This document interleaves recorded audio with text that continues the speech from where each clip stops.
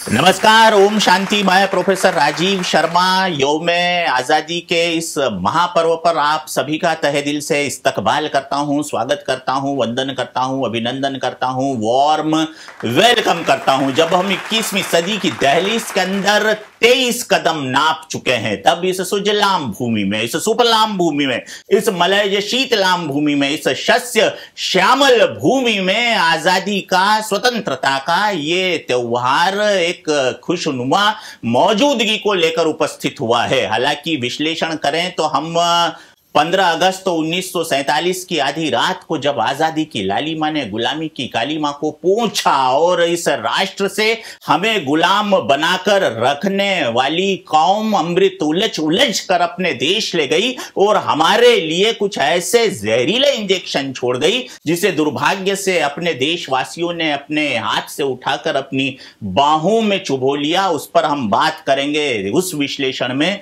जब इस काव्य सरिता में इस बात का विश्लेषण होगा कि आखिर आजादी के मुकाम पर भारत का वर्तमान परिदृश्य क्या है। लेकिन उस परिदृश्य से पहले आपका तारुफ मैं करवा दूं यहां पर उपस्थित हमारे 3 मुअज्जिज कवि साथियों का परिचय। सबसे पहले मेरे राइट से लेफ्ट की तरफ चलूं तो ये जो काली काली टोपी लगाकर और काला काला जैकेट पहनकर और तिरंगा सजाकर बैठे हुए हैं वो हैं श्री संदीप द्विवेदी जी, और ये रीवा से हमारे बीच आते हैं।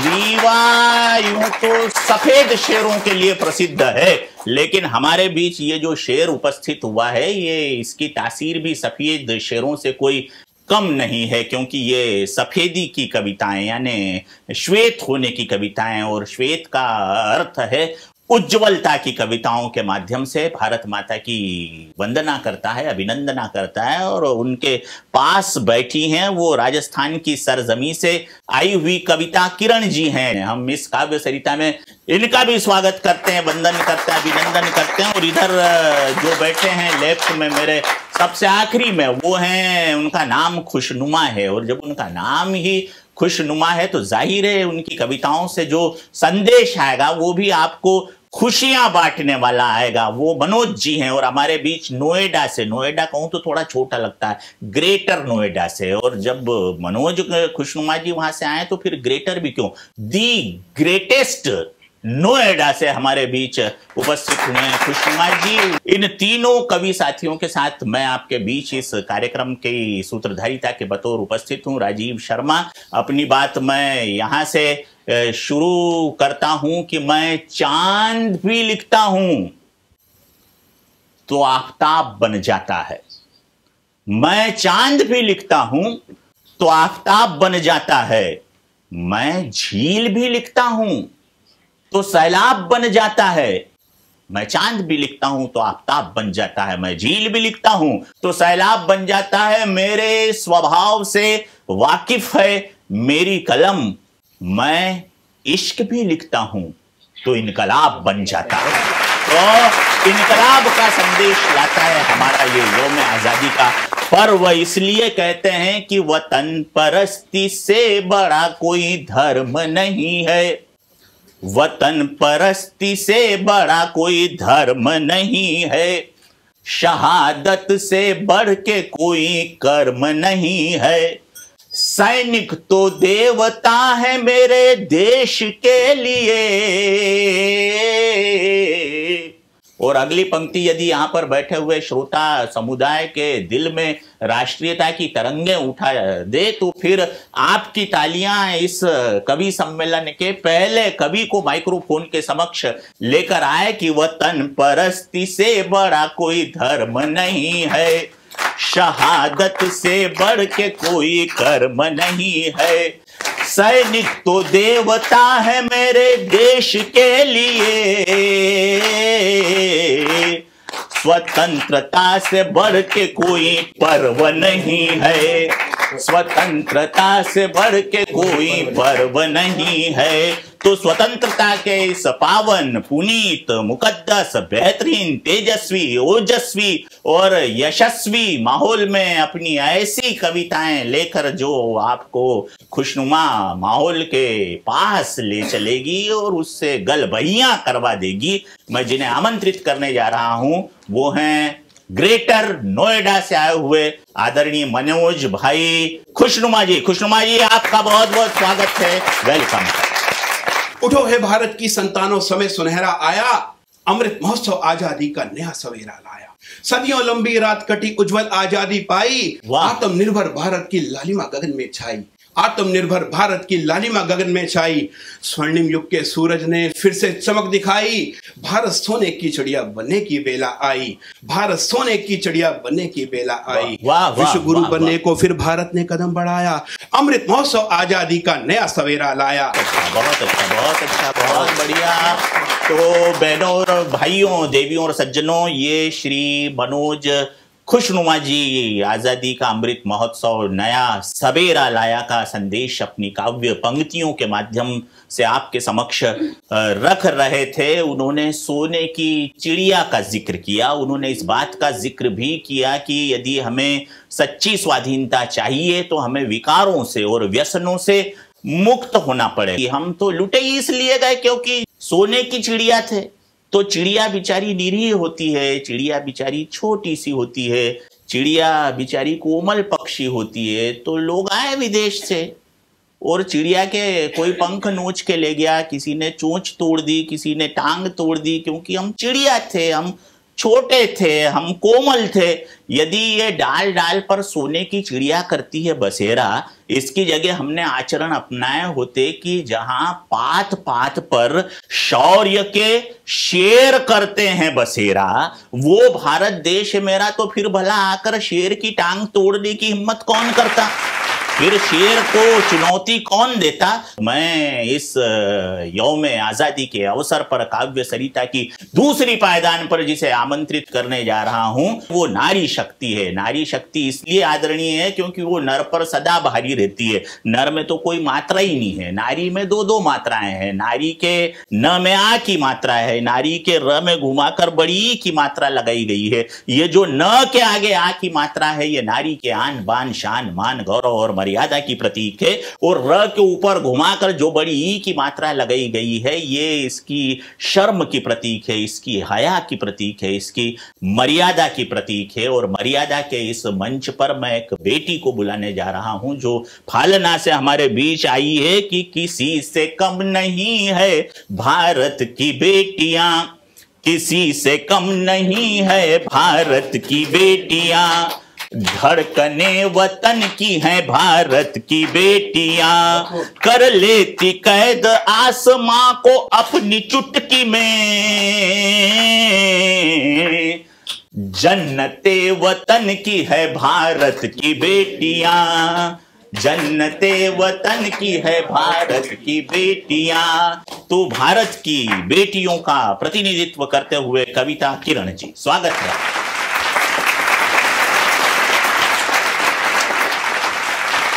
अभी राजीव जी ने बताया कि भारत की बेटियां किसी से कम नहीं हैं, तब मैं 4 पंक्तियां अपने परिचय में देना चाहती हूँ। कविता किरण मेरा नाम है, तब देखिएगा कि कविता की फुलवारी हूँ, किरणों की केसर क्यारी हूँ, वाह, नाम है कविता किरण मेरा, अंधियारों से ना हारी हूँ। क्या बात है। कभी भोर हूँ, कभी निशा हूँ, फूल कभी चिंगारी हूँ, और छोटी सी एक किरण हूँ लेकिन 100 सूरज पर भारी हूँ। छोटी सी एक किरण हूँ लेकिन 100 सूरज पर भारी हूँ। क्या बात है। कि समाई 3 रंगों में तिरंगे की कहानी है। क्या बात। उस तिरंगे को सैल्यूट करते हुए मैं अपनी पंक्तियां करती हूँ कि समाई 3 रंगों में तिरंगे की कहानी है, जवानों की, किसानों की, अमन की ये निशानी है। ज़मीं पर है टिका लेकिन सफर तो आसमानी है। वाह। ज़मीं पर है टिका लेकिन सफर तो आसमानी है। तिरंगे की हिफाजत में ये दिल क्या जान लुटानी है। तिरंगे की हिफाजत में ये दिल क्या जान लुटानी है। तिरंगे की हिफाजत में ये दिल क्या जान लुटानी है। बहुत बहुत शुक्रिया। बहुत पहले एक मुस्तरिब नाम के शायर हुए, उन्होंने लिखा कि कौम के खादिम की है अक्सीर वंदे मातरम। कौम के खादिम की है अक्सीर वंदे मातरम, है इधर भी बेकसों का तीर वंदे मातरम। और सुन करके दहलते थे अंग्रेज जिस आवाज को गूंजती थी जेहन में जंजीर वंदे मातरम।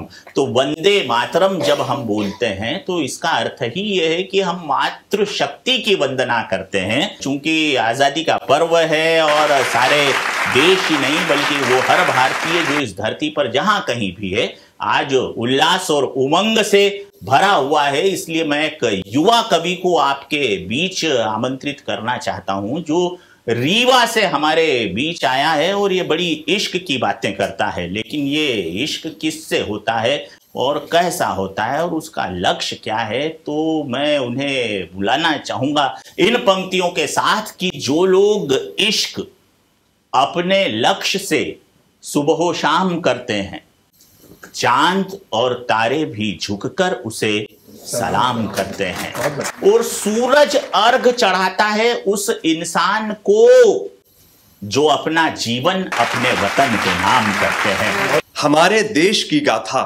विरासत की निशानी है। वाह। हमारे देश की गाथा विरासत की निशानी है, नहीं ये चंद पन्नों की ये लंबी सी कहानी है। लंबी सी कहानी। वाह वाह वाह वाह। हमारे घर के सिरहाने विशेषता देखिए। हाँ, हमारे घर के सिरहाने कोई भूखा नहीं सोया।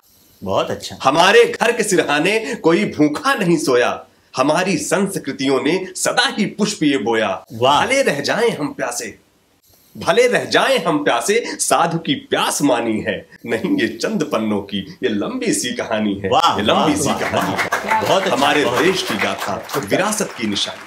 क्या बात है। वाह।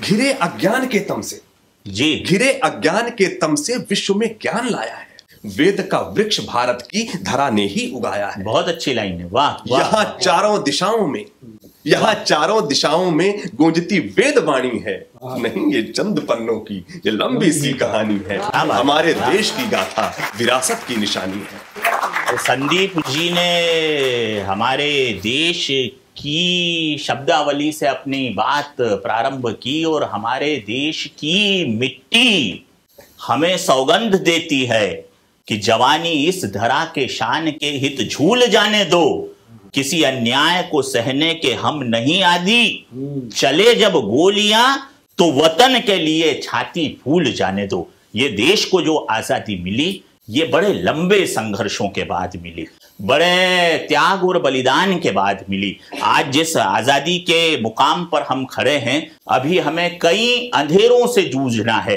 क्योंकि आजादी तब तक अधूरी है जब तक इस देश में अशिक्षा विद्यमान है, जब तक इस देश में गरीबी विद्यमान है, जब तक इस देश में चारित्रिक पतन के उदाहरण हमारे सामने आते रहेंगे, तब तक ये आजादी को हम संपूर्ण आजादी नहीं कह सकते। केवल राजनीतिक आजादी से काम नहीं चलेगा, उसके लिए आध्यात्मिकता की राह पर चलकर हमें उज्जवल चरित्र की स्वतंत्रता का अभिषेक करना होगा। वंदे मातरम, नमस्कार, जय भारत, इजाजत दीजिए।